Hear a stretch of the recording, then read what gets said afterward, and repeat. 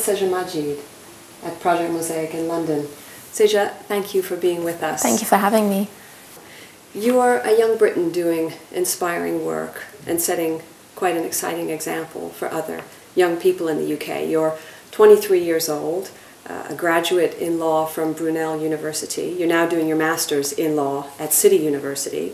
You also have a diploma from the London Academy of Radio, Film and TV. You were born in Algeria. Your mother and father were born in Iraq. Your mother is of Iranian descent.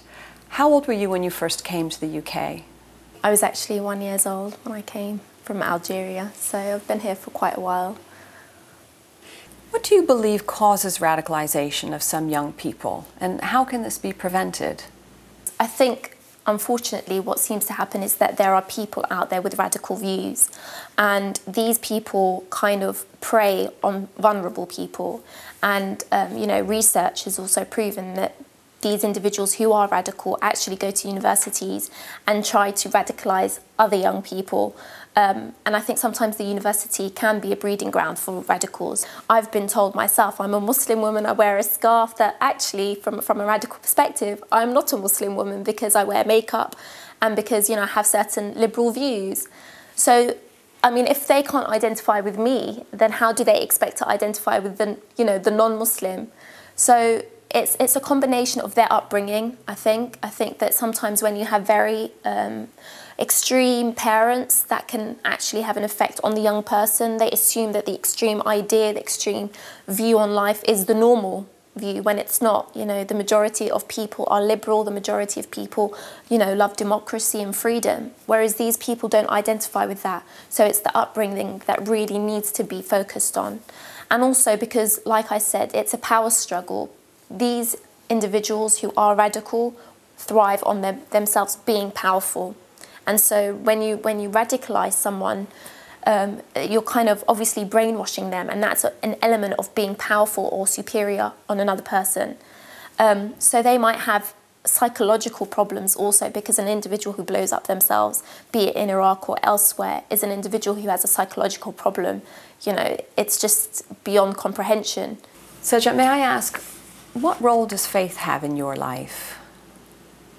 Well, it plays obviously a big deal because I'm wearing my scarf. I think that, I am obviously a Muslim, but I went to Church of England school, secondary school, and I remember I used to always go to the church on Mondays, and we'd sing hymns and stuff like that, and they'd have communion and stuff. And I was a Muslim, girl in a it was quite an orthodox Church of England school.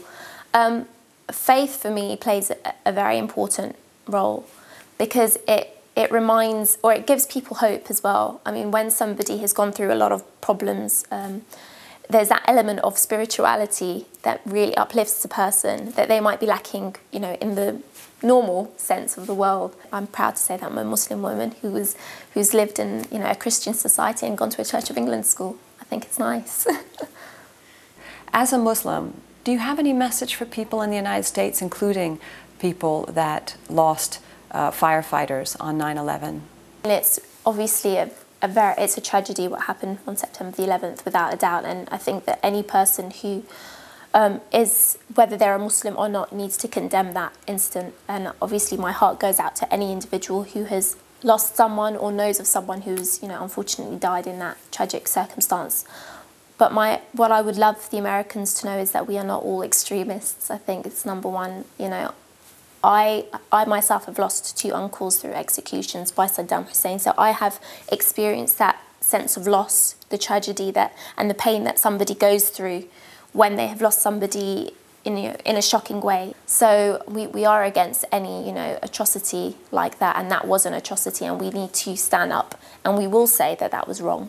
So our hearts and sympathy does actually go out to the American people.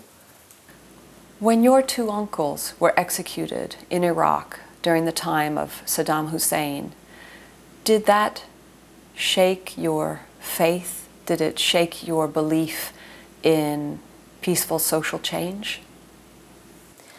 I think, well, it did to some degree. I mean, sometimes I feel, at the end of the day, we've lost a great part of us. It's so difficult, to know that, 2 of your uncles were murdered, literally.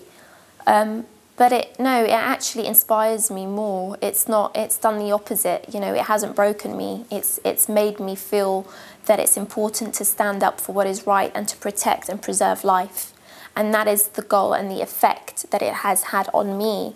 You need to take the negative and make it into a positive, I think. So it hasn't broken my faith or actually, you know, denied my perspectives on human rights. It's actually made me want to fight for it and say, look, we can create changes. And I wouldn't never want anybody to go through what my family have gone through. And so it's through a constant struggle that you have to make sure that that doesn't happen again. May I ask what were the circumstances? Because it was because my mother's family are of Iranian origin, and obviously because Iraq and Iran had very bad, you know, a bad relationship because of the war. They actually took my uncle, my youngest uncle. Actually, he was 21 at the time when he was executed. He was taken from university, and literally 6 months later, you know, no trial, nothing, he was executed. And my other uncle, he was taken in 1986 when my mother was pregnant with me, and he was basically imprisoned until 1991. And after the Kuwait War, he disappeared from the prison, and you know, we assume he's in a mass grave. So we don't know where he is or anything like that. I'm so sorry. Seja, as a Muslim, do you believe that people carrying out suicide bombings and doing so supposedly in the name of Islam are actually real Muslims?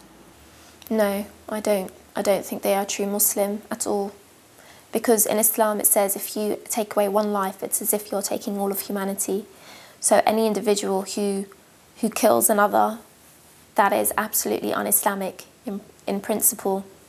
And the fact that these individuals are innocent people, you know, I mean, the mentality of this person who is killing another, you know, it's beyond comprehension for me. I can't understand it. What can members of the community do to help prevent young people from being radicalized, from being lured into extremist groups? The parents have a responsibility to make sure that they bring up their children in a way that, you know, relates to Islamic teachings, but also the Western teachings. You know, we are living in a Western world. We should expect to live by Western rules also, where if we suspect anybody is being radicalized, or we suspect that, you know, somebody's acting suspicious, we need to inform people about it, and it's up to the community to do that as well, the Muslim community to do that. You know, there's a taboo, unfortunately, out there that, you know, we shouldn't get involved, we shouldn't tell institutions if we are concerned. That's not the case. You know, these individuals affect you as much as they affect me. You know, it's my responsibility to get involved, you know, so I think that's very important.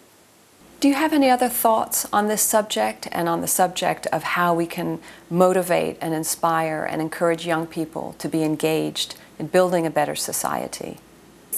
Always be hopeful. You know, life is sometimes filled with a lot of calamity, but if you're always hopeful, you'll always see that light at the end of the tunnel, regardless of whatever, you know, problems you face. And I think that it's your optimistic view on life that really can create changes. Whether you're interested in politics, media, whatever, it's always trying to unlock who you are as a person and sharing your strengths with society. And I think that, you know, for the young person particularly, they can make that big difference. So do things that you enjoy, because it's usually there where your strength lies. And believe in yourself and always be hopeful, regardless of the situation. Seja Majeed, thank you very much. Thank you. Thanks. Thank you.